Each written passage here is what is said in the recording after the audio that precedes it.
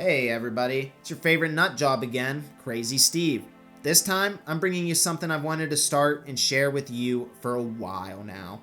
In this video, I'm turning the Fox Lodge from LEGO Minecraft into the first 32 by 32 panel of my own custom Minecraft world. The Fox Lodge was the first video uploaded to this channel, and it only felt fitting I make it into the first world panel. Here, you can see the completed panel built upon a Mills plate, since I am anticipating adding more additions to it in the future. While not a huge fan of the animal style houses originally, my opinion has since changed a bit.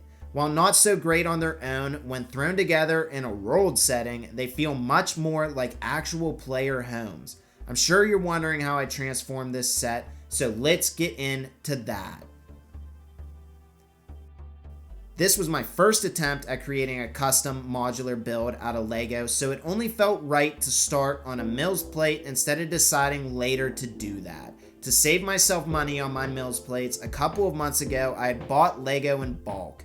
While I can't see myself using these in actual builds, they are perfect for Mills plates and the bricks that won't be seen in the end. The bricks seem sporadically placed, but to incorporate the plates from the set, some didn't line up exactly how they would if they were all 4x4. Once the Mills plate base was finished, I began to add what I called the terrain plates to the build to lay out the scenery. I decided to keep the build to the same style that LEGO does Minecraft in, and in my opinion, it looks fine. Since I am incorporating licensed sets into the build, it only made sense to follow them instead of reinventing the wheel. What I ended up doing was extending the taiga biome across the whole plate. I had meant to order a 16x16 white plate for underneath the home in that one corner, but accidentally ordered a sea green one. This wasn't build breaking to me, and I continued on despite the accident.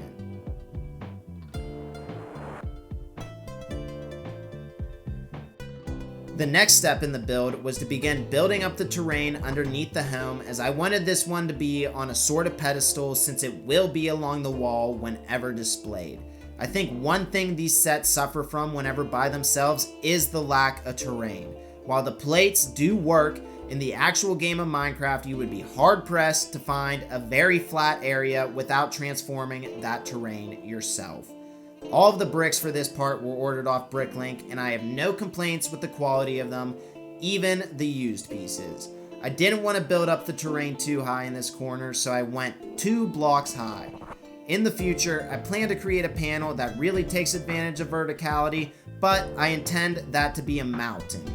You can get a glimpse of where the road will be going by looking at the plates on the edge of each plate. Adding the Fox Lodge to the build was easily the simplest part of the build, since I had already built the set before and was simply transferring it to this plate. I kept everything exactly the same in the building's interior as it was in the original. The final step in this process was adding the details to the build at the end. Taking inspiration from how LEGO builds their Minecraft sets, I started to build out from the home. Luckily, the Fox Lodge had a lot of great details included in the set, so I didn't have to source too many extra pieces to complete this panel.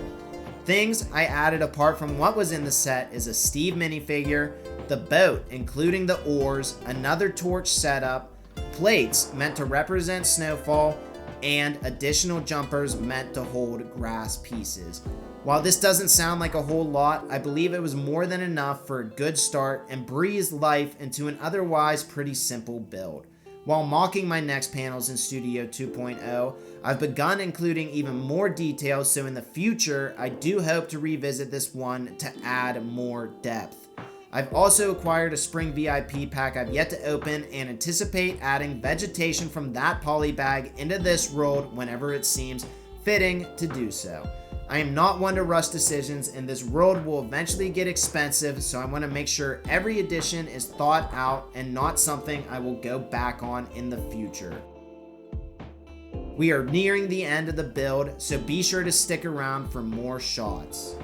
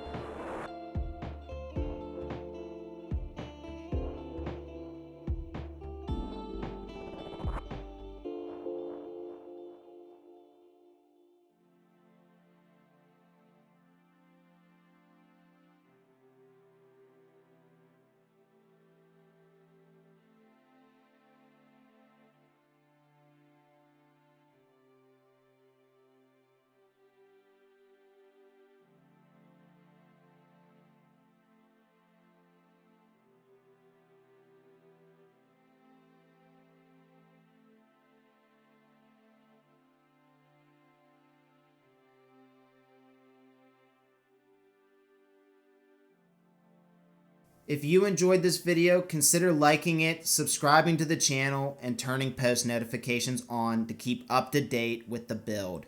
I appreciate everyone that stuck around until this point and hope to see you again in the future.